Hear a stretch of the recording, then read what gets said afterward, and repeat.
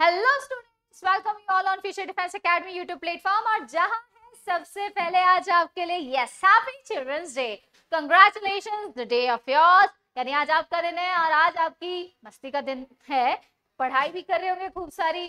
और क्योंकि आज हमारे इंडिया में भाई दूज भी मनाया जा रहा है, तो उस सब के लिए सारे त्योहारों से बड़ा आज जो स्पेशल डे है, हर इंसान के अंदर जो एक कहते हैं ना हमेशा जो जिंदा रहता है वो है उसका बचपना। तो thank you so much for being part of our Defence Academy and plus for being encouraging us to all our children who are watching us. Thank you, thank you, thank you, thank you so much and congratulations on your day, that is Children's Day. Yes, आज सभी को बधाई हो आज बाल दिवस की, जहां पर चाचा नेहरू का जन्मदिन है। लेकिन चाचा नेहरू क्योंकि बच्चों से बहुत प्यार करते थे, तो उन्होंने अपना एक्चुअल में बर्थडे ही as a children's day celebration के लिए दिया। सो हम उनको भी थैंक यू बोलते हैं कि एक बच्चों का दिन भी बनाया। बट एक्चुअली हर क्या कहते हैं, हर कोई बच्चा है जी। जी हाँ, दिल तो अभी बच्चा है जी, चाहे उम्र 55 हो चाहे 5 साल हो, बच्चा तो बच्चा हमेशा रहता है। और वैसे भी child is father of man, है ना। तो चाइल्ड फादर ऑफ मैन है, तो definitely the most precious thing in the world for a family, for everyone is a child. जी हाँ, घर में जैसे छोटा बच्चा आता है, घर का पूरा माहौल ही क्या हो जाता है, चेंज हो जाता है। तो इन द सेम वे आज हमारे इस स्पेशल डे के लिए आप सबको और मुझे भी, क्योंकि हम सब भी कहीं ना कहीं बच्चे थे, हालांकि हरकतें आज भी हमारी ऐसी हैं, हमारे घर वाले तो हमें अभी भी बच्चा ही समझते हैं, लेकिन कहने के लिए मैच्योरिटी लेवल पे आगे, बट लेकिन दिल तो अभी बच्चा है जी। Congratulation on children's day, thank you so much and once again congratulate to all of you. आपसे मैं थैंक यू ले लेती हूँ और हमारी तरफ से आपको कंग्रेचुलेशन है। तो entire children of the old world, यानी पूरे दुनिया के बच्चों को हमारी टीम की ओर से चिल्ड्रंस डे बहुत बहुत बहुत मुबारक हो। चलिए, तो आज का हम ले रहे हैं 25 क्वेश्चंस इंपॉर्टेंट, वही हिस्ट्री के मोस्ट इंपॉर्टेंट क्वेश्चंस को हम देखेंगे। और जहां पर हमारा पहला क्वेश्चन आपकी स्क्रीन पे ये रहा, the third battle of Panipat was fought between, जो तीसरा पानीपत का बैटल था वो किन के बीच हुआ था। तो जल्दी से आप आंसर देंगे तो आप आराम से दे सकते हैं, 1 मिनट का समय है आपके पास में, ताकि आप भी अच्छे तरीके से इसको समझ सके। तो जल्दी से आप देंगे इसका आंसर।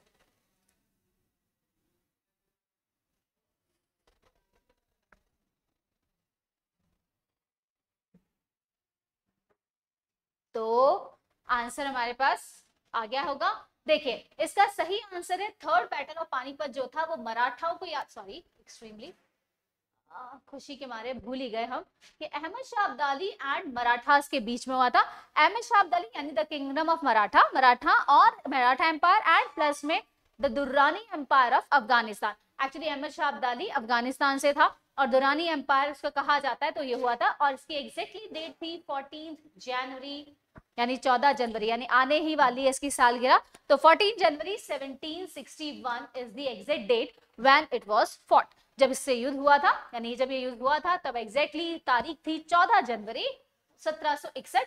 अहमद शाह अब्दाली, जिसे दुर्रानी एम्पायर ऑफ अफगानिस्तान भी कहा जाता है, और किसके साथ हुआ था, हमारे यहाँ के वीर योद्धा मराठाओं के साथ। नेक्स्ट क्वेश्चन पे हम आ जाते हैं, जल्दी से देखते हैं हम नेक्स्ट क्वेश्चन को। Which among the following suspended the non-cooperation movement? नैम को, नैम यानी नॉन कॉपरेशन मूवमेंट को सस्पेंड करने का क्रेडिट किसको जाता है?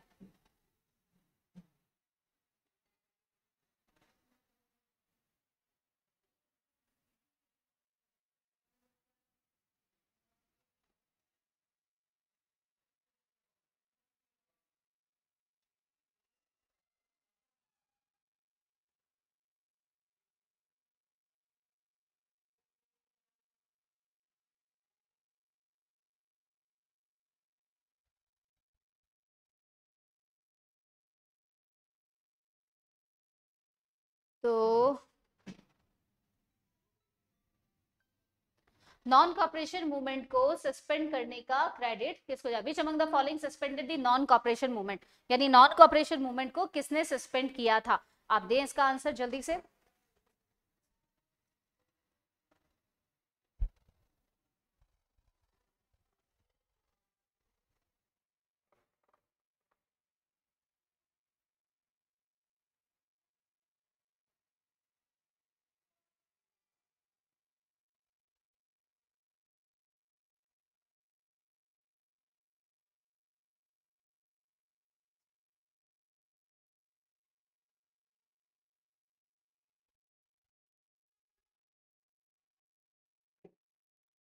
तो हम आ जाते हैं विच अमंग द फॉलोइंग। देखिए नॉन कॉपरेशन मूवमेंट आपको पता है असहयोग आंदोलन जो कि महात्मा गांधी ने लॉन्च किया था when he arrived to India and after अपने 3 सत्याग्रह मूवमेंट लॉन्च करने के बाद उन्होंने डिसाइड किया कि एक नॉन कॉपरेशन मूवमेंट को चालू करेंगे। नॉन कॉपरेशन मूवमेंट जो था उसको लॉन्च किया गया था किसके साथ में? जी हाँ, साथ किया गया था खिलाफत मूवमेंट के। तो खिलाफत मूवमेंट क्योंकि जो ऑटोमन एम्पायर है इट वाज लाइक डैमेज, वो पूरी तरीके से खत्म हो चुका था, तो उसको रीएस्टैब्लिश करने के लिए खलीफा के लिए तो खिलाफत मूवमेंट के तौर पे पूरे वर्ल्ड में क्या किया गया था, जिन जिन देशों में मुस्लिम्स रहते थे उनसे कहा गया कि आप भी अपने यहाँ खिलाफत मूवमेंट लॉन्च कीजिए। तो खिलाफत मूवमेंट को लॉन्च किया गया, तो उसके साथ में नॉन कॉपरेशन मूवमेंट लॉन्च हुआ था जो कि हुआ था फैब के अंदर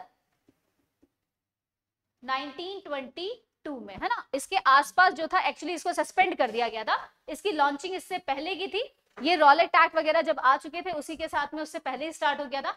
और इसको रोकने का जो मेन कारण था, जो exactly the main reason of stopping was the Chaura Chauri incident. जी हाँ, चौरी चौरा जो इंसिडेंट हुआ था इसमें बहुत बड़ा क्या हुआ था, जत्थे पर इनोसेंट पीपल के ऊपर हथियार चला दिए गए थे और जिसकी मतलब उनकी गोलाबारी हुई थी, उनको मारा गया और ये वायलेंट हो गया था।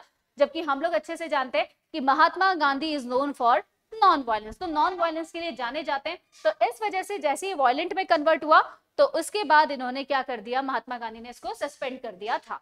तो चलिए नेक्स्ट क्वेश्चन आते हैं। It was suspended in February 1922 and the reason was Chauri Chaura incident. Which among the following books was authored by Mahatma Gandhi? Mahatma Gandhi के जरिए कौन सी बुक्स थी जो ऑथर की गई, यानी उन्होंने खुद ने कौन सी लिखी है, जल्दी से आप बताएंगे।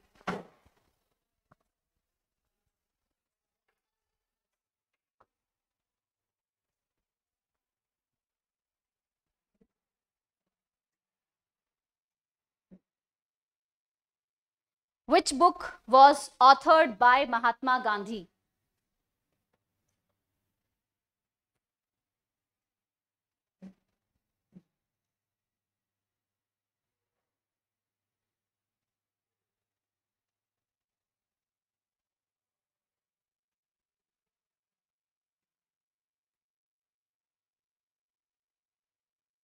सो इसका आंसर है आपके हिंद स्वराज। जी हाँ, ये ऑथर की गई इनकी खुद की बुक थी हिंद स्वराज, जिन्होंने लगभग आई थिंक इंडिया आने के बाद में ऑथर की थी। और इन सर्च ऑफ ट्रुथ भी है इनकी एक बुक, और एक बुक और है इनकी माय लाइफ से रिलेटेड कुछ है। तो ये 3 बुक्स उन्होंने ऑथर की थी। वैसे तो उन्होंने लगभग 60 बुक्स की थी ऑथर, बट प्राइमरी उनकी 3 बुक्स जो है वो सबसे ज्यादा क्या की जाती है, जैसे my story of my experiment with truth है इनकी एक बुक, और एक हमारे हिंद स्वराज हो गई है। तो इनमें इन्होंने इन बुक्स के अंदर इन्होंने अपनी जो सत्याग्रह था, जो इनका खुद का लाइफ एक्सपीरियंस था, उसको ऐड किया है। तो चलिए नेक्स्ट पे चलते हैं। Who is known as father of Indian unrest? Who is known as father of Indian unrest?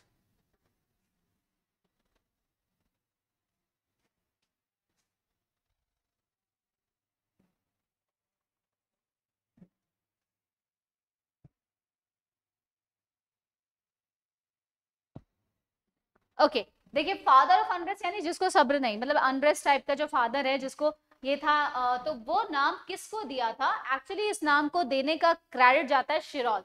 Shirol जो थे एक हमारे यहाँ पर आए थे, he was a British journalist, actually में वो प्रोमिनेंट ब्रिटिश जर्नलिस्ट थे, ही वाज ब्रिटिश जर्नलिस्ट। और इन्होंने एक्चुअली ये नाम दिया था हमारे एक इंडियन को। अब जल्दी से आप बताएंगे कौन होंगे वो? भाई इन सब में से थोड़े से एग्रेसिव नेचर के कौन थे? एग्रेसिव, अच्छा चलिए, इनका एक फेमस डायलॉग था कि स्वराज मेरा जन्मसिद्ध अधिकार है और मैं इसे लेकर रहूंगा। ये किसने दिया था? एग्जैक्टली बाल गंगाधर तिलक, इनके लिए क्रेडिट जाता है। तो शिरोल जो थे, जो कि एक प्रोमिनेंट ब्रिटिश जर्नलिस्ट है, उन्होंने ये टाइटल दिया था the father of Indian unrest, बाल गंगाधर तिलक को। नेक्स्ट क्वेश्चन की ओर आ जाते हैं। In which year Constitution of India was drafted by Nehru Committee? In which year was Constitution of India drafted by Nehru Committee? यानी नेहरू कमेटी के जरिए कॉन्स्टिट्यूशन जो था वो कब ड्राफ्ट कर दिया गया? देखिए, ड्राफ्ट करना, उसको कंप्लीट करना एंड उसको अडॉप्ट करना, तीनों प्रोसेस में अलग अलग है। तो आप देखें, जल्दी से बताएं, in which year constitution of India was drafted by Nehru committee? क्योंकि जो बनी थी कमेटी वो नेहरू कमेटी थी, और इसमें आपको बताना है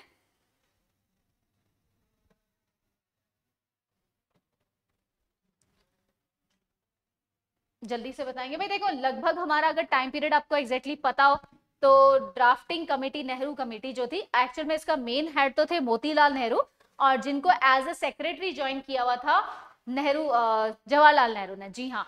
तो उन्होंने इनको ज्वाइन कर रखा था, और ये बात है 1928 की, 1928 की बात है कि जब हमारे इंडियन कॉन्स्टिट्यूशन को ड्राफ्ट करने के लिए कमेटी बना दी गई थी। तो इसको नेहरू रिपोर्ट भी कहा जाता है, कई जगह पर इसको नेहरू रिपोर्ट के नाम से भी जाना जाता है। ओके, चलिए नेक्स्ट आगे चलते हैं, नेक्स्ट क्वेश्चन की ओर।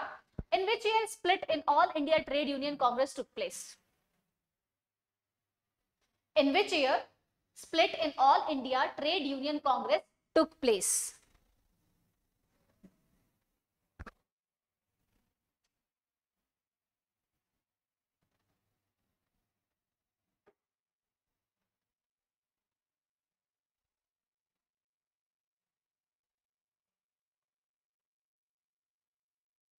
देखिए all India trade union Congress जो थी, एक्चुअल में ये 1920s के लेट में बनाई गई थी, मतलब 1920s का दौर था। उसके बाद ये बहुत ज्यादा रेडिकल हो गए। रेडिकल का मतलब थोड़े से इनके उग्र विचार होने लग गए थे, थोड़े ये लीनियन टाइप के इनके विचार नहीं तो रेडिकल टाइप के हो गए थे। तो पार्टली कम्युनिस्ट, खासकर इनके ऊपर जो इम्पैक्ट आ रहा था वो कम्युनिस्ट लोगों का ज्यादा था। तो कम्युनिस्ट के इन्फ्लुएंस होने की वजह से धीरे धीरे इनमें क्या हुआ, स्प्लिट शुरू हुआ। और ये स्प्लिट फाइनली जो आया वो कौन से ईयर में आया? अभी जो हमने ईयर पढ़ा था थोड़ी देर पहले, हमारा ड्राफ्टिंग कमेटी चालू हुआ था 1928, उसका नेक्स्ट ईयर ही ले लो। तो नेक्स्ट ईयर में हमारे यहाँ ऑल इंडिया ट्रेड का क्या हो गया था, स्प्लिट शुरू हो गया। तो 1929 is known as the federation जो थी एक्चुअल में, और इंडियन ट्रेड यूनियन फेडरेशन जो थी वो फॉर्मर AITUC यानी कि all India trade union Congress जो थी उसके प्रेसिडेंट VV के जरिए बाद में इसको स्प्लिट आउट कर दिया गया। ठीक है, चलिए नेक्स्ट आते हैं क्वेश्चन नंबर 17 पे। ओके 17 करना था, 17 कर दिया। What was the name of the first newspaper to announce the partition of Bengal on July 6, 1905? Bengal की पार्टीशन की पहली खबर 6 जुलाई 1905 को किस न्यूज़पेपर ने लिखी थी?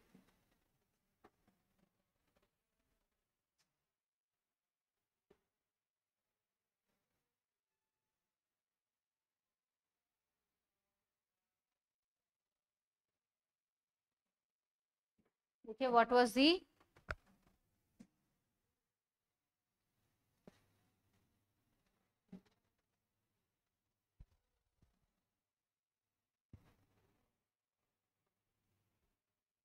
देखिए 6 जुलाई 1905 को बंगाल को पार्टीशन किया गया। बंगाल वाज पार्टीशन, उसका पार्टीशन हुआ था। और इसका क्रेडिट जिसको जाता है, यानी जो इसके लिए खासकर जिम्मेदार थे, अगर हम कहें उस जमाने के वाइस रॉय थे, तो जो वाइस रॉय थे वो कौन थे, थोड़ा सा बता सकते हैं? थोड़ा सा याद कीजिए वाइस रॉय कौन रहेंगे।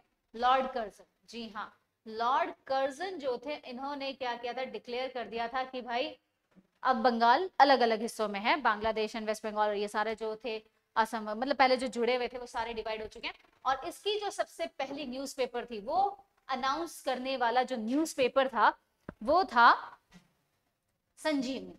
संजीवनी जो था ये न्यूज़पेपर था, और जिसके जो मेन हम लोग कहें इसको क्रेडिट जो इनको जाता है, जिन्होंने इसका किया था एस्टैब्लिशमेंट था, वो थे के मित्रा। के मित्रा जो थे इन्होंने इसको खोला था, ये न्यूज़पेपर उनका था, संस्थापक थे वो, इसकी स्थापना उन्होंने की थी। और संजीवनी जो था वो न्यूज़पेपर था जिसने पहले इसकी खबर दी थी। नेक्स्ट आते हैं, when did Kheda satyagraha took place?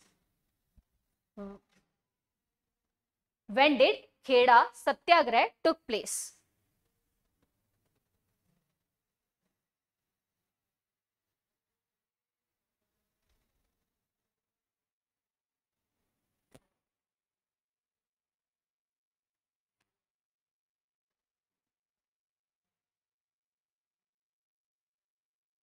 देखिए गांधी जी की अराइवल बताती हूँ। गांधी जी आए 1915 को, ठीक है। गांधी जी केम टू इंडिया ऑन 1950। ये वापस आए थे, came from south Africa, south Africa से आए थे। 1916, 1917, 1918 ये दौर थे इनके, जहां पर इन्होंने 3 फेमस जगहों पर क्या किया था, अपना सत्याग्रह लॉन्च किया था। अब इसमें एग्जैक्टली वो नहीं है कि ऑलमोस्ट क्या था, आधा आधा साल इन्होंने अलग अलग जगह से स्टार्ट किया हुआ है। तो 16 से लेकर हम 1919 तक का जो पीरियड है, ये 4 साल के आधे साल से अगर हम 1916 का हाफ लें तो वहां से इन्होंने जब शुरू किया तो सबसे पहला उनका था चंपारण का, जो शेयर क्रॉपिंग के लिए था। फिर उन्होंने किया था खेड़ा के अंदर, और लास्ट उनका था अहमदाबाद में। अब इनके रीजन क्या क्या थे? चंपारण में शेयर इंडिगो, शेयर क्रॉपिंग वाला जो सिस्टम था उसके खिलाफ इन्होंने किया था। खेड़ा के अंदर अगर हम बात करें तो शायद ये मिल वर्कर्स, जी हाँ, मिल के जो वर्कर्स थे उनके लिए था, और ये पीजेंट्स के लिए था, किसानों के लिए इन्होंने किया था। तो ये वो 3-4 जगहें हैं जहां पर एग्जैक्टली क्या हुआ था, गांधी जी ने अपना भारत आने का, और इन 3 की वजह से गांधी की जो पोजीशन थी वो इंडिया में काफी स्ट्रांग हो गई थी।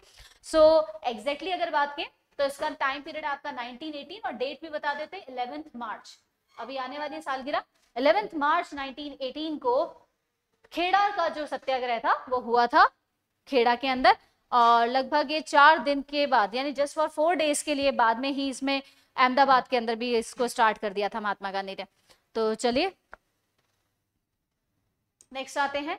Poona pact was sign between which of the following? Poona pact किस किस के बीच में हुआ था? गांधी जी, राम से मैकडोनल्ड, गांधी जी या बी आर अम्बेडकर, गांधी जी या लॉर्ड इरविन, या B R Ambedkar and Lord Irwin? जल्दी से थोड़ा सा बताएं इसका, बहुत अच्छा सवाल है, बहुत शानदार सवाल है। पूना पैक्ट वाज, हाँ पूना पैक्ट ना, पूना पैक्ट किस किस के बीच साइन किया गया था?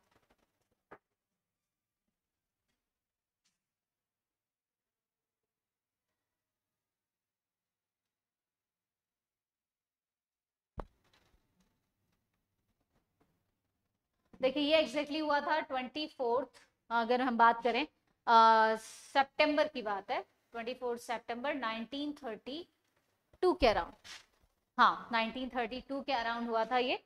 इसमें एक क्रेडिट तो गांधी जी का है ही है, दूसरा शख्स जो था जिसके लिए सीरियसली जिनका मेन मकसद ही ये था कि वो इसको क्यों लाना चाहते थे, क्योंकि आज उसकी वजह से काफी चीजें, सिचुएशंस जो है हमारे भारत में, काफी सारी ST SC वालों की सिचुएशन संभल गई है। शायद अगर वो नहीं होते तो आज भी हम उस वर्णा सिस्टम के अकॉर्डिंग उनके साथ बहुत सारे अत्याचार और कर रहे होते, उनके साथ बहुत सारे कास्टिज्म के नाम पर, और जो हम कहते हैं सुपरस्टिशन बेस्ड नाम पर उनके साथ बहुत सारे अत्याचार होते हैं। एग्जैक्टली मैं जिनकी बात करी वो है गांधी जी के साथ में बी आर अम्बेडकर, यानी ऑप्शन नंबर बी। अब हुआ क्या था, B R Ambedkar, you as we all know that he belongs to the Dalit family, तो वो दलित फैमिली से थे, और उस जमाने में कास्टिज्म का इतना ज्यादा बोलबाला था कि दलित लोगों को ना तो शिक्षा ग्रहण करने का, ना ही क्या कह सकते हैं मंदिरों में एंटर करने का, सेम कोई, इन लोगों को बिल्कुल अलग रखा जाता था, जिन्हें हम अनटचेबल्स के नाम से जानते हैं। तो गांधी जी को अच्छे से पता था कि नो बडी कैन अचीव, मतलब इंडिया जो है वो अचीव नहीं कर सकता जब तक उसका हर देश का नागरिक उसमें शामिल ना हो। लेकिन बी आर अम्बेडकर अच्छे से जानते थे अगर भारत आजाद हो भी जाए तो उनकी सिचुएशन कभी नहीं सुधरेगी अगर यही हालात रहे तो ही पुट ऑन ऑफर, उन्होंने एक ऑफर रखा गांधी के सामने कि या तो आप हमें सेपरेट इलेक्टोरेट दे दीजिए, और या फिर आप हमें एक काम कीजिए, रिजर्वेशन। तो Gandhi was not in the favour of giving separate electorate, क्योंकि सेपरेट इलेक्टोरेट का मतलब है हर कास्ट खड़ी हो जाएगी माइनॉरिटी के नाम पर कि भाई हमें भी सेपरेट क्या चाहिए, हमारा इलेक्शन सिस्टम चाहिए, तो इतने कितनी कॉन्स्टिट्यूएंसीज और कितने सारे हम बनाते रहेंगे। तो फाइनली ये हुआ कि रिजर्वेशन, जो वर्ड रिजर्वेशन का कोटा आया ना, वो यहां से जन्मा। ये रिजर्वेशन था उन लोगों की डिप्रेस क्लास जो इन्होंने बनाई थी, दलित डिप्रेस क्लास, उसके लिए इन्होंने स्पेशली रखा गया, और जिसमें मेन मकसद था इन कास्ट को वापस से अपलिफ्ट करना, इनको ऊपर तक लेकर आना, ताकि ये लोग भी उस रिदम में आ सकें जिस रिदम में नेचुरल नॉर्मल जो दूसरे लोग हैं अदर कास्ट वाले अपनी लाइफ को सर्वाइव करें। तो 24 सितंबर 1932 के बीच इनका दोनों के बीच में साइन किया गया कि रिजर्वेशन दिया जाएगा, और जिसके बदले सारे दलित बी आर अम्बेडकर के कहने पर गांधी का सपोर्ट करेंगे अंग्रेजों को भगाने के लिए, यानी उनके सत्याग्रह में। तो यहां पर इसको नाम दिया गया पूना पैक्ट। ओके, और ये रेडवाड़ा सेंट्रल जेल जो था पुणे के अंदर वहां हुआ था, वहां पर एक्चुअली गांधी जी फास्ट पे थे अगेंस्ट ब्रिटिश गवर्नमेंट के जो डिसीजन था सेपरेट इलेक्टोरेट वाला डिप्रेस क्लास का, उसके फेवर में थे, तो ये फास्ट पे बैठ गए थे। गांधी जी कहते मैं नहीं दूंगा, तो फिर बी आर अम्बेडकर ने ऑफर रखा कि ठीक है फिर रिजर्वेशन दीजिए, फिर यही ज्यादा बेटर रहेगा, तो कुछ तो कीजिए जिससे हमारी कास्ट का कुछ तो लगे कि भाई we are getting something on the giving, हम अपनी लाइफ भी दे रहे हैं तो कुछ तो हमें मिल रहा है। तो ये बात थी। आते हैं नेक्स्ट क्वेश्चन के, वो is known as the grand old man of India. Yes, grand old man of India.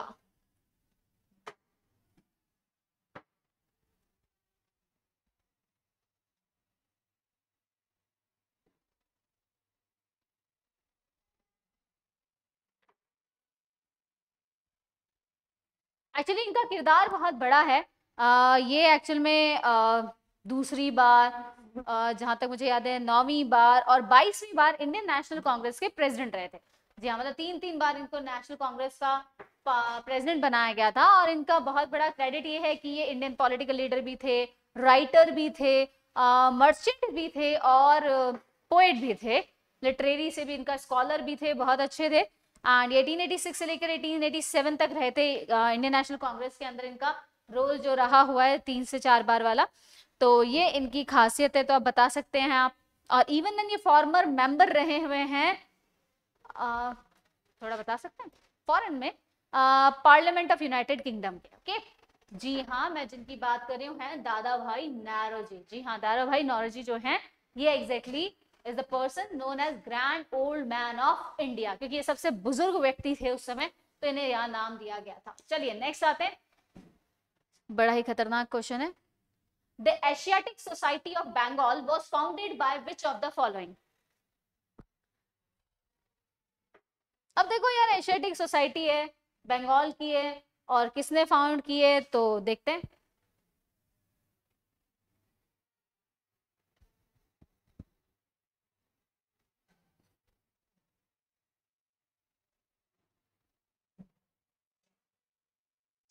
Okay देखिए, इसकी स्थापना कब की गई थी? जनवरी के अंदर हुई थी, 15 के अंदर, जनवरी 15 की बात है। लगभग अगर मैं बात करूं 1784, जी हाँ 1784 का दौर था। और उस समय हमारे यहाँ पर जो थे एक महान स्कॉलर, अंग्रेजों में एक स्कॉलर थे काफी, ओरिएंटलिस्ट, ब्रिटिश लॉयर, उनकी पोजीशन जो थी वो थी ब्रिटिश लॉयर।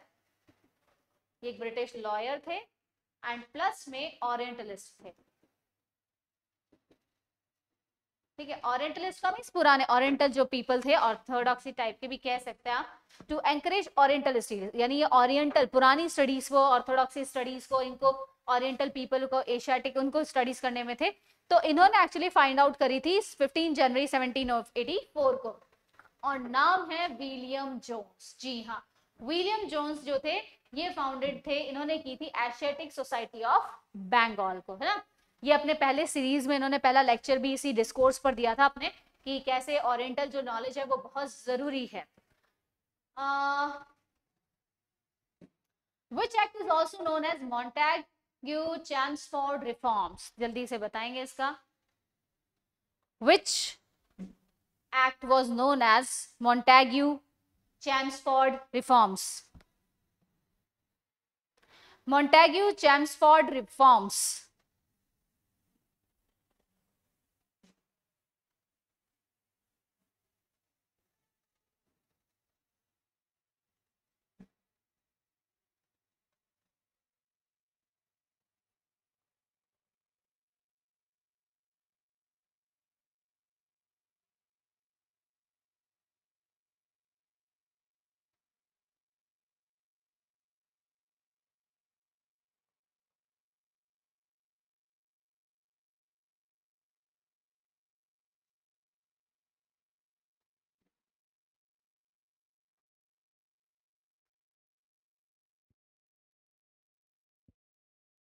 देखिए, इस एक्ट का रूल का था, मतलब इस एक्ट का कारण क्या था, ये एक्चुअली बनाया गया था 1919 के अंदर। ठीक है, तो आंसर आपको पता लगे। चलिए पहले हम बात करते हैं, इसको बोलते हैं गवर्नमेंट ऑफ इंडिया एक्ट, ठीक है, जो 1919 के अंदर लॉन्च किया गया था। और ये एक्चुअली इसका कॉमनली कॉल्ड, इसको मॉन्टेग्यू चैम्सफोर्ड कहते हैं, क्योंकि इसको बनाने वाले व्यक्ति का नाम मॉन्टेग्यू था। अब अकॉर्डिंग टू दिस एक्ट क्या था कि जो सेंट्रल गवर्नमेंट होती है वो remain answerable to the British government, यानी जो सेंट्रल गवर्नमेंट रहेगी वो किसको आंसरेबल होगी, यानी किसको उत्तरदायी होगी, किसको जवाब दे होगी, वो होगी ब्रिटिश गवर्नमेंट को, और किसी को नहीं। उसको तो उसको जवाब देना पड़ेगा। तो यानी कि जो सेंट्रल गवर्नमेंट थी उस समय, सेंट्रल गवर्नमेंट इज आंसरेबल,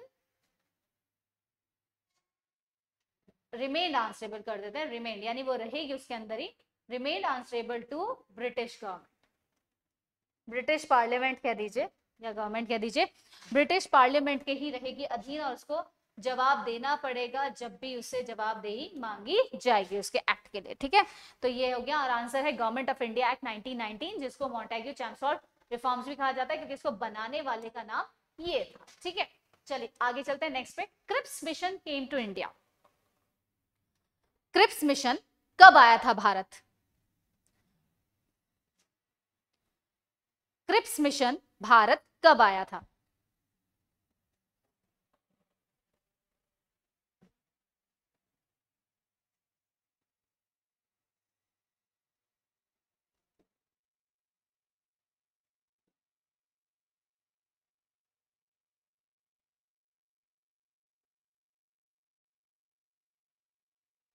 देखिए, लगभग अंग्रेजों के जितने भी मिशन है ना, वो उन्हीं लोगों के नाम पर रखे हुए हैं जो उस समय उसको लेकर आए थे, यानी इस प्रस्ताव को लेकर जिसके साथ उन्होंने भेजा है उसी पे उन्होंने क्या किया था, बेस रखा हुआ है। तो अगर हम देखें Cripps mission came to India, तो भारत कब आया था? ये एक्चुअली आए थे मार्च, महीना था मार्च, और मार्च का था 1942। जी हाँ, मार्च का 1942 था। अब इसका मकसद क्या था? द मेन रीजन क्या था? इसका मेन रीजन था, पहले तो इसका व्यक्ति कौन था? स्टैफोर्ड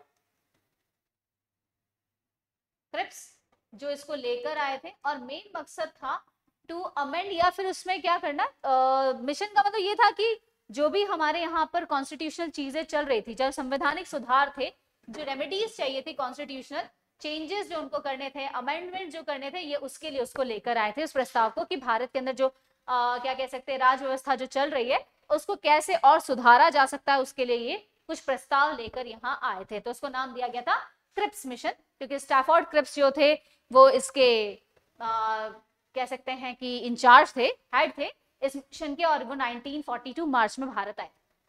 नेक्स्ट आ जाते हैं, considers Magna carta of the Indian people. Which one of the following is considered as the Magna Carta of Indian people?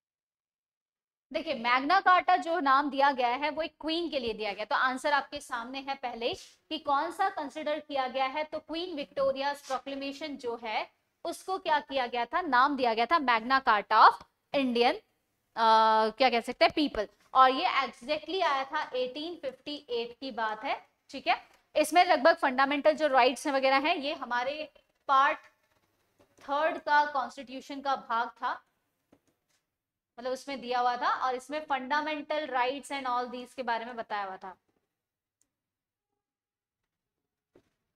ठीक है, आई थिंक यहाँ तक आपको लिस्टिंग है, जस्टिसेबल फंडामेंटल राइट्स, यानी कि जो जस्टिस के लिए रिक्वायर्ड होते हैं वो इसमें इन्होंने बता रखे, तो आई थिंक यहाँ तक आपको आंसर मिल गया होगा। नेक्स्ट आ जाते हैं 15 पे, which of the following leader organise Swaraj party?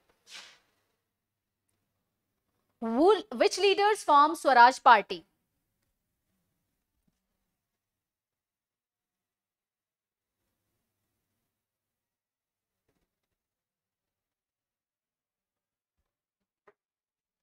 देखिए, क्या हो गया था जब गांधी जी ने ये बोला था ना बार बार कि भाई हम लोग है ना, अब नॉन कॉपरेशन मूवमेंट की बात आई थी, फिर बायकट आ गया था कि इलेक्शंस में वो लोग नहीं लड़ेंगे, तो उस समय कांग्रेस को उन्होंने जैसे तैसे एग्रीड किया, पर बाद में नॉन कॉपरेशन के फेल होने के बाद, सिविल डिसोबीडियंस के स्टार्ट होने में थोड़ा सा क्योंकि लोगों का रुझान नहीं था, तो एक्चुअल में क्या हुआ, कांग्रेस के ही लोगों में आपस में फूट आने लगी, तो कांग्रेस से अलग होके दो जनों ने एक नई पार्टी बनाई जिसको नाम दिया था उन्होंने स्वराज पार्टी।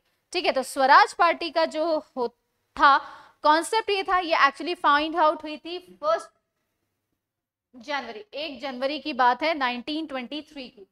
1923 में इसको बनाया गया था, और इसका क्रेडिट जो जाता है वो है CR Das and Motilal Nehru को। इन दोनों ने क्या किया था, कांग्रेस से अलग हो गए थे, चित्रंजन दास नाम है उनका, चित्रंजन दास और मोतीलाल नेहरू जी, इन्होंने किया था, और डिसॉल्व बाद में इसको टूट भी गई थी, 1935 के अंदर इसको डिसॉल्व कर दिया गया था, यानी इसको खारिज मतलब इसको बंद कर दिया, उन्होंने डिसॉल्व कर दिया था। एंड ये किससे अलग हुई थी, ये हुई थी इंडियन नेशनल कांग्रेस, यानी हमारे देश की पहली जो पार्टी थी कांग्रेस पार्टी, उससे ये स्प्रेड होकर अलग हुई थी। ठीक है, तो चलते हैं next question number 16, why was Khilafat movement started? Why was Khilafat movement started?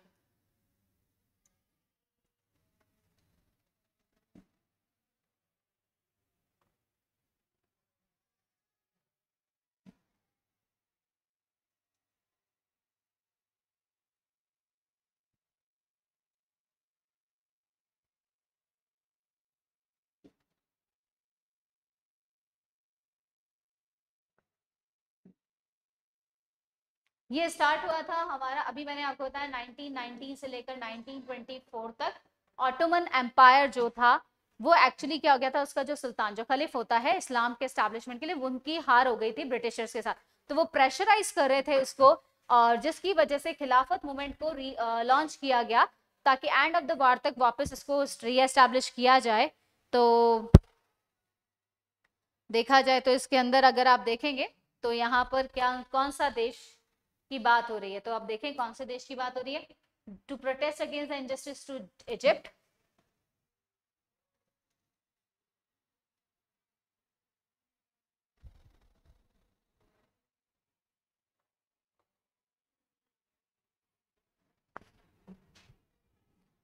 Ji against था ये किसके, जी थोड़ा सा आप लगाओ हिसाब। ऑटोमन एम्पायर के बारे में ज्यादातर अगर आपको मालूम पड़ा है तो ये इंडियन मुस्लिम्स ने लॉन्च किया था। इंडिया में खिलाफत मूवमेंट जो था वो इंडियन मुस्लिम्स ने किया था।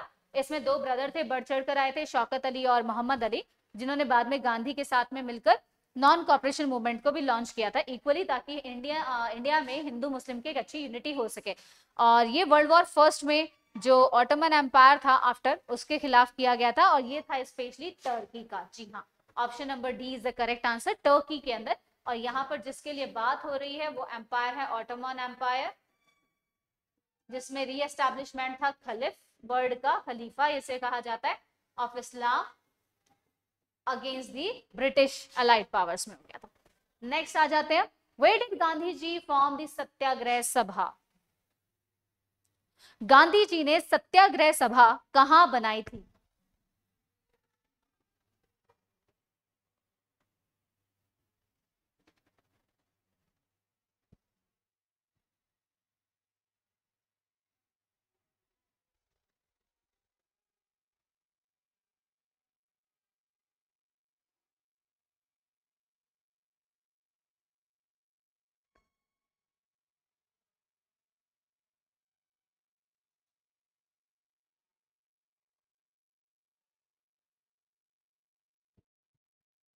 देखो वैसे लोगों के लिए कंफ्यूजन क्या हो जाता है कि गांधी जी के सत्याग्रह लॉन्चिंग से हम ले लेते हैं, लेकिन यहाँ पर एग्जैक्टली पूछा क्या जा रहा है, where did Gandhi form the Satyagraha Sabha, where did Gandhi form the Satyagraha सभा।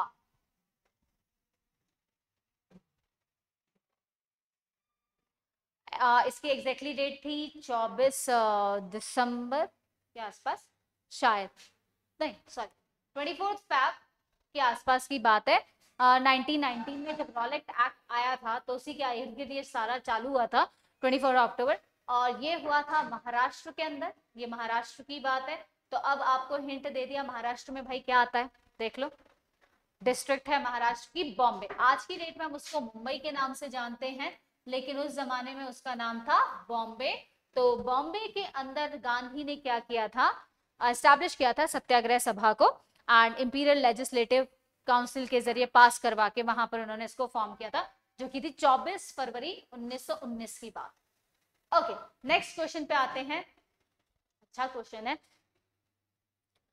Who led the Badrauli Satyagraha 1928, sorry Bardoli, Bardoli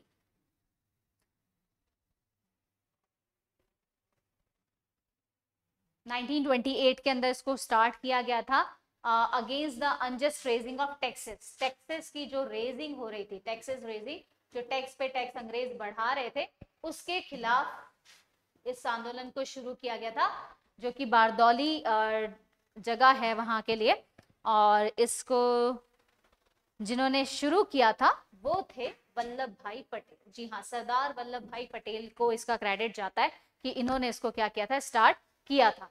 next आ जाते हैं 19 नंबर पे, which of the following congress leader rejected the august offer of 1940, which of the leader was against the august offer of 1940,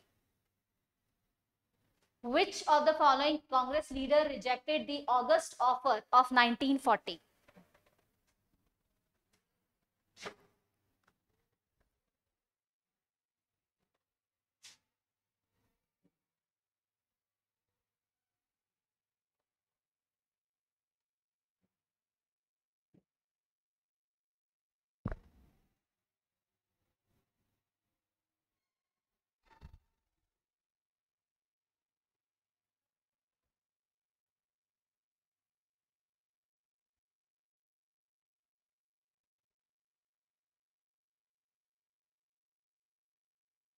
okay 19 के answer में which of the following Congress leader rejected the August offer of 1940?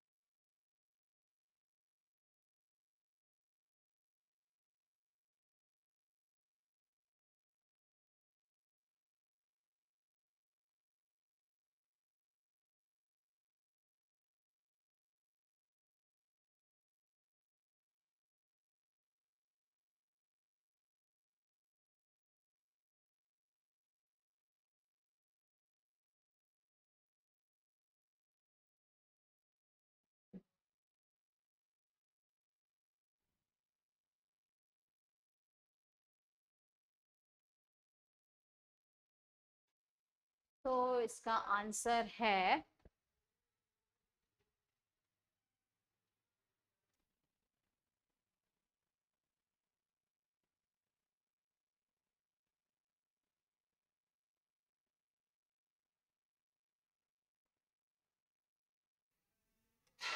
Okay तो इसका जो answer है actual में इस question में थोड़ा सा लोचा हो गया है। यहाँ पर क्वेश्चन होना चाहिए था which of the following has presented the August offer? Actually August offer किसने प्रेजेंट किया था वो हम दोनों का आंसर ले लेंगे, कोई दिक्कत नहीं है यार, हमें क्या परेशानी है।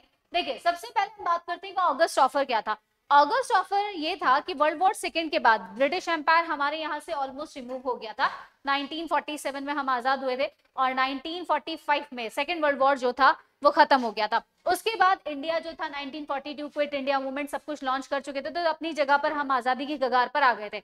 उसमें ये हुआ था कि जब ऑगस्ट ऑफर आया तो ऑगस्ट ऑफर जो लेकर आए थे वो लेकर आया था जो एग्जैक्टली इसका आंसर था कि किसने प्रेजेंट किया, वो है लॉर्ड लिंथगो, लिंथगो, ठीक है ना, लिंथगो जो थे वो उसने प्रेजेंट किया था, जिसमें ये था कि डोमिनेंट तो किसका रहेगा, ब्रिटिशर्स का, बाकी हम पार्शियल क्या कहला सकते हैं, अपने आप को आजाद कहला सकते हैं, यानी पूर्ण स्वराज नहीं मिलेगा, हमें पार्शियल आजादी दी जाएगी।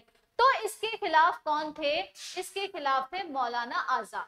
हाँ अगर आपने नाम सुना हो, Maulana Azad was against this, उन्होंने मना कर दिया था। जो इंडियन नेशनल कांग्रेस के क्या थे, प्रेसिडेंट थे उस समय, आईएनसी के प्रेसिडेंट थे, तो इन्होंने इसके खिलाफ आवाज उठा दी थी। मौलाना अब्दुल कलाम आजाद जिनका नाम है, अब्दुल कलाम आजाद ने साफ साफ बोल दिया था कि हम इस ऑगस्ट ऑफर को नहीं मानेंगे। ये वाज द फर्स्ट पर्सन जो कांग्रेस लीडर थे जो इसके अगेंस्ट गए थे। तो इसमें अगर रिजेक्ट आ जाए तो रिजेक्ट का आंसर तो है मौलाना अब्दुल कलाम आजाद। और प्रेजेंट की बात करें तो प्रेजेंट यानी पेश किसने किया था, तो प्रेजेंटेड बाय है लॉर्ड लिंथगो के जरिए हुआ था, जिसमें कांग्रेस में बाद में महात्मा गांधी भी इसके अगेंस्ट हो गए थे। और जहां तक बात है नेहरू की, जवाहरलाल नेहरू ने तो ये कह दिया था कि dominion of the British is just like a doornail. तो ये इस तरीके से लग रहा है कि हमारे खुद के घर पे कील ठोक दी हमने। तो इस तरीके से कुछ चीजें उस समय हुई थी। तो आई थिंक यहाँ तक अभी क्लियर हो गया क्वेश्चन। थोड़ा सा कई बार भूख लग जाती है ना टीम को, तो वो कई बार ऐसा कर देते हैं, तो थोड़ा सा ऐसे हम लोग रहेंगे। चलिए नेक्स्ट आते हैं क्वेश्चन नंबर 20 पर। क्वेश्चन नंबर 20 क्या कहता है, Which of the following British official initiated the doctrine of lapse? Doctrine of lapse initiated by, doctrine of lapse क्या था, आप बता सकते हैं। देखिए इसके जरिए था कि डॉक्ट्राइन ऑफ लैप्स था कि जिस किसी भारतीय राजा का खुद का पुत्र या मतलब आगे का जो वंशज नहीं है, तो उसकी सारी की सारी जो प्रॉपर्टी है वो क्या हो जाएगी, ईस्ट इंडिया कंपनी के अंदर चले। ध्यान रखना मैं वर्ड यूज कर रही हूँ ईस्ट इंडिया कंपनी, क्योंकि ये जो समय है ये है 1848 से लेकर 56 के दौर की बात, ठीक है। 1857 की क्रांति के बाद हमारे ऊपर क्वीन आई थी, उससे पहले हम जिसके अधीन थे वो थी ईस्ट इंडिया कंपनी। जी हाँ, ये ध्यान रखना, थोड़ा सा लोचा है यहाँ पर। East India company was also the British power, British power का सिंबल है, लेकिन हम कंपनी के अंदर रूल कर रहे थे। डायरेक्टली हम कब गए क्राउन या क्वीन के नीचे, 1857 की क्रांति के बाद हम लोग डायरेक्टली क्राउन के नीचे आ गए। तो ये जो था डॉक्ट्रिन ऑफ लेप्सी इंडियन हिस्ट्री में लागू किया गया था और इसका क्रेडिट जाता है, जी हाँ, लॉर्ड डलहौजी को। लॉर्ड डलहौजी जो थे वो इसको लेकर आए थे according to against the Hindu succession rule of, जो होता है ना कि भाई हिंदू धर्म के अनुसार क्या था, हिंदू क्या हर धर्म के अनुसार यही था कि जिस राजा की मौत हो जाती है उसके बाद या अपने जीते जी जब राजा होता है तो वो अपने बेटे को क्या बनाता है, उत्तराधिकारी या राजगद्दी संभलवाता है। अगर जिस राजा का खुद का अपना ब्लड में सेल्फ का बच्चा नहीं है तो उसका जितना भी राजपाट है वो किसके अंडर चला जाएगा, ईस्ट इंडिया कंपनी, यानी कॉन्फिस्केटेड, सीज हो जाएगा। तो ये लेकर आए थे question of succession to in Hindu Indian states के खिलाफ। ठीक है, तो चलिए नेक्स्ट आ जाते हैं, क्योंकि एक्चुअल में हिंदू इंडियन स्टेट्स में तो ये था ना कि only 1 and 2 marriages were there, तो ये था। अब मुस्लिम्स के अंदर फायदा ये था कि उनकी 4, 5, 6, 7 बेगम होती थी, तो वहां पर उनके कहीं ना कहीं बच्चे तो खुद के ही ब्लड के निकल जाते थे, तो वो उसमें ऑब्जेक्शन उठा नहीं सकते थे, that's the reason also. Next आ जाते हैं क्वेश्चन नंबर 21 पे। Which of the following counterpart of British in the Treaty of Salbai? Treaty of Salbai क्या थी, किसने साइन की थी, कब की थी और किनके बीच हुई थी, है ना, ये पूछ रहा है। काउंटर पार्ट था ब्रिटिश का, यानी सामने कौन था उनके साथ में इस ट्रीटी को साइन करने के लिए। देखो ये जो ट्रीटी थी ये पार्ट है फर्स्ट एंग्लो मराठा वॉर का। ठीक है, अब समझ ही जाओ इसको, समझ गए इसके अगेंस्ट कौन था। और ये आई थी आपकी एग्जैक्टली अगर मैं लगभग बताऊं 17 मई 1782 के आसपास की इसकी बात है, जो कि रिप्रेजेंटेंसी था, रिप्रेजेंटेशन जो चल रहा था वो था मराठा कॉन्फेडरेसी का, मराठाओं के बारे में था। तो इसके काउंटर पार्ट में कौन थे, मराठास थे। तो याद रखिए ये फर्स्ट एंग्लो मराठा, एंग्लो का मतलब ब्रिटिश से है और मराठा का मतलब ये है। और सलबाई थोड़ा सा याद करने का एक और तरीका बताती हूँ, ये इन मराठाओं की जितने भी लोग होते हैं, लेडीज होती हैं, इनके नाम के पीछे बाई लगता है ना, तो बाई जो वर्ड है, सलबाई, चांदबाई, ऐसे करके बाई लगाया जाता था, तो बीजाबाई, तो ये जो बाई से याद कर लो, मराठा इसका सिंबल आपके लिए बन सकता है। ठीक है, शॉर्टकट में बताया याद करने के लिए। नेक्स्ट आते हैं क्वेश्चन नंबर 22 पे। Which of the following treaty ended the first Carnatic War?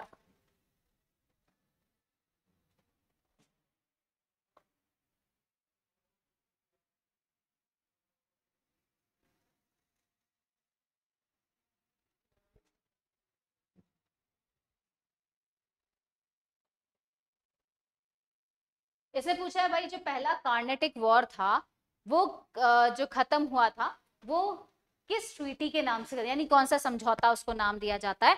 तो ट्रीटी ऑफ, इसको क्या कहा जाएगा, Salbai, treaty of Bassein, treaty of Aix la Chapelle या शैपल शैपले या फिर पैक्स, इसको एक और नाम से जाना जाता है, एक और संधि के नाम से, ट्रीटी ऑफ आचेन। ठीक है, आचेन, आचेन इसके नाम से जाना जाता है।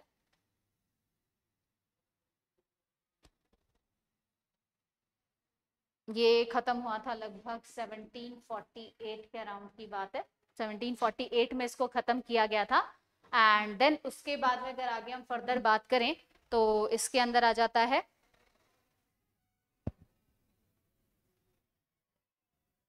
यहाँ पर मद्रास और फ्रांस की जो थी ना, मद्रास एंड फ्रेंच जो है उनका टेरिटरी एक्सपेंशन भी हुआ था यहाँ पर। फ्रेंच गॉट इस territory in north America, north America में मिला था इसका, नॉर्थ अमेरिका की बात है। तो अब काफी कुछ बता दिया, इसका एक्सलेस शाफ्ट। ठीक है, इसका आंसर होगा जिसे ट्रीटी ऑफ आचिन के नाम से भी जाना जाता है, जो 1748 के अंदर हुई थी। स्पेशली इसका जो मेन फंक्शन था, आंसर आप दे दीजिए हमें, चैट बॉक्स में भेज दीजिए। ये ऑस्ट्रियन वॉर ऑफ सक्सेशन के बेस पे खत्म हुआ था कि ऑस्ट्रिया का जो था उनका सक्सेशन आ गया था। एंड इस ट्रीटी के बाद जो ब्रिटिशर्स थे उनको मद्रास और फ्रेंच की जो क्या कह सकते हैं टेरिटरीज जो थी वो मिल गई थी नॉर्थ अमेरिका के अंदर। चलिए नेक्स्ट क्वेश्चन पे आते हैं, क्वेश्चन नंबर 23 पे।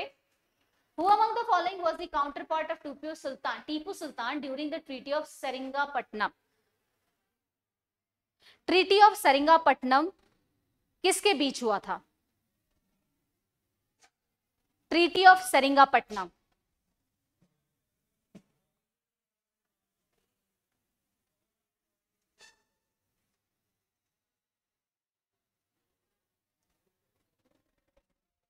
18 मार्च 1972, नहीं 1872, नहीं 1792, जी हाँ 18 मार्च 1792 को एग्जैक्टली ये खत्म हुआ था। और ये था नाम इसको जो दिया गया एग्जैक्टली बताती हूँ, थर्ड वॉर था ये, थर्ड एंग्लो मैसूर वॉर था, थर्ड एंग्लो मैसूर। अब मैसूर के नाम से अगर आपको थोड़ा सा याद हो, एक नाम तो आता है टीपू सुल्तान, ठीक है, तो यहाँ तो एग्जैक्टली दे ही रखा है, टीपू सुल्तान है। और इसके अलावा जो सिग्नेटरी, जो इंग्लिश मैन कौन था वो आपको बताना है, वॉरेन हास्टिंग था, रॉबर्ट क्लाइव था, कॉर्नवालिस था या डलहाउसी था।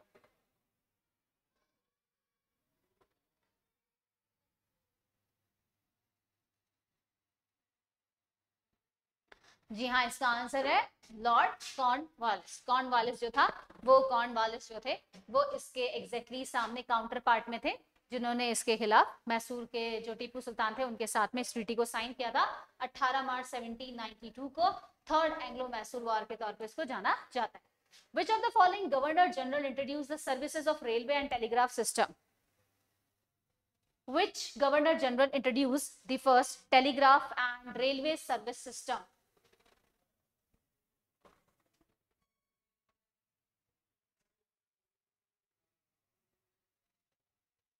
एक्चुअली ये बने थे गवर्नर जनरल, बने थे लगभग 1849 के अंदर, ठीक है 1849। इनका अभी मैं बताऊंगी, जिन्होंने डॉक्ट्राइन ऑफ लैप्स दिया था, ठीक है, उन्हीं के ये क्या जाता है 1852 के अंदर, 1849 में बने, 1852 में इन्होंने टेलीग्राफ सर्विस को किया था, इंट्रोड्यूस करवाया भारत के अंदर टेलीग्राफ, इलेक्ट्रिक टेलीग्राफ एग्जैक्टली अगर हम वर्ड यूज करें, इलेक्ट्रिक टेलीग्राफ को इन्होंने यूज किया, इसमें इलेक्ट्रिक यूज कर लीजिएगा, पहला इलेक्ट्रिक टेलीग्राफ यूज हुआ था सिस्टम इंडिया के अंदर। और जो फर्स्ट टेलीग्राफ था, पहला टेलीग्राफ लगभग गया था कलकत्ता से लेकर आगरा तक, यानी आज की डेट का कोलकाता टू आगरा, पहला जो टेलीग्राफ इलेक्ट्रिक टेलीग्राफ था वो गया था, एंड ओपन हुआ था ये 1854 के अंदर, मतलब पहले इसको किया गया था, एंड लगभग इसमें 800 मील की दूरी को तय किया गया था। तो अब आंसर आपके पास है, मैंने बता ही दिया, इन्होंने डॉक्ट्राइन ऑफ लैप्स स्टार्ट किया था, तो हो गए लॉर्ड डलहाउसी, इसका आंसर है एग्जैक्टली सही।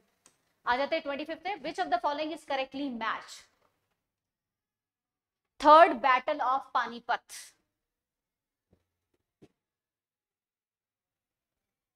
आपको बताना है इसमें से सही मैच कौन सा है। थर्ड बैटल ऑफ पानीपत 1764 में हुआ था, रेगुलेटिंग एक्ट 1773 में हुआ था, Pitt's Indian act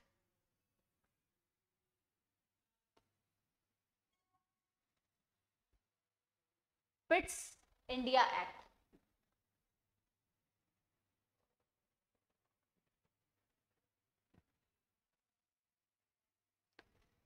treaty of Allahabad,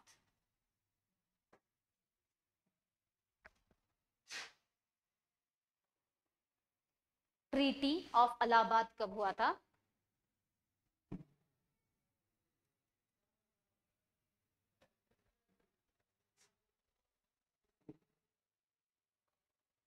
देखिए इसका जो सही मैच कर रहा है वो है regulating, answer is correct, regulating act है।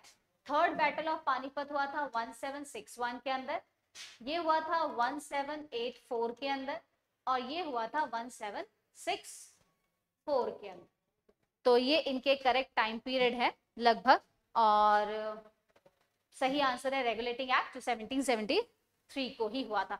सो आज का हमारा जो 25 क्वेश्चंस का इंपॉर्टेंट क्वेश्चन का जो सेशन था, आज थोड़ा डिस्क्रिप्टिव था क्योंकि बताना जरूरी था, काफी कुछ चीजें जो थी आज के पेपर से रिलेटेड, आज के क्वेश्चन से रिलेटेड, आज के टॉपिक से रिलेटेड काफी क्या कह सकते हैं डिटेल्ड वाली थी, जिनको आपका जानना जरूरी था। तो हमने अपनी तरफ से पूरी कोशिश की कि हर क्वेश्चन को आपको अच्छे से एक्सप्लेन कर पाए और आज बता भी पाए हैं। आई होप कि आज का सेशन आपको अच्छा लगा होगा, उम्मीद करते हैं। एंड अगेन आज हैप्पी चिल्ड्रंस डे है, तो प्लीज प्लीज प्लीज खूब सारी एंजॉय कीजिए, आज आपका दिन है, मस्ती मारिए खूब सारी, मेरा भी दिन है क्योंकि मैं भी जाके मस्ती मारूंगी थोड़ी देर बाद।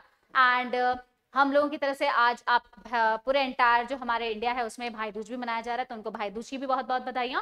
एंड उम्मीद करते हैं प्लीज 2 दिसंबर आ रही उसी के लिए कमर कस लीजिए। 2 दिसंबर भी मत मानिए, सिर्फ हमारे पास में 30 जो नवंबर है उस तक का ही टाइम है, तो कमर कस लीजिए, क्योंकि उसके बाद तो आप लोग अपने अपने रेजिडेंशियल एरिया से निकल कर आपके एग्जामिनेशन हॉल तक के लिए ट्रैवलिंग करना पड़ेगा।